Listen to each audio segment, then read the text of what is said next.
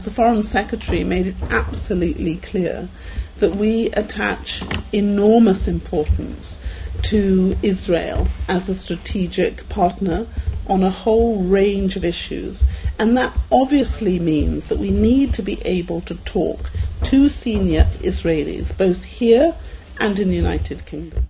British Attorney General Patricia Scotland said that her government is working on a way to allow Israeli officials to come to England without fear of arrest. She said that she would not use any of her personal authority as the Attorney General to go over the laws that allow for pro-Palestinian lawyers to put out warrants for the arrest of visiting Israeli officials.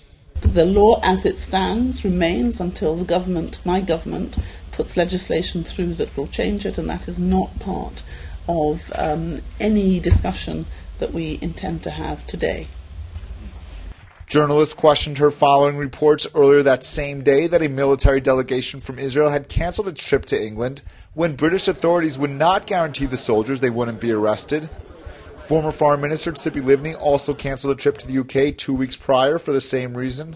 All our countries, all the democracies are of the same view that we should have no safe haven for war criminals.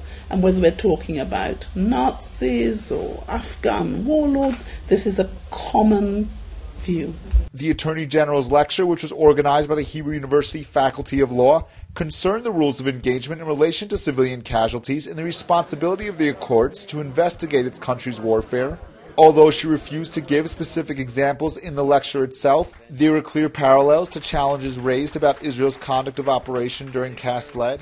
It confirms the immunity of civilians and civilian objects from attack. This does not mean that unavoidable, incidental civilian casualties and damage resulting from legitimate attacks upon military objectives are unlawful, because the method of attack that minimises the risk to civilians may mean an increased risk to the armed forces.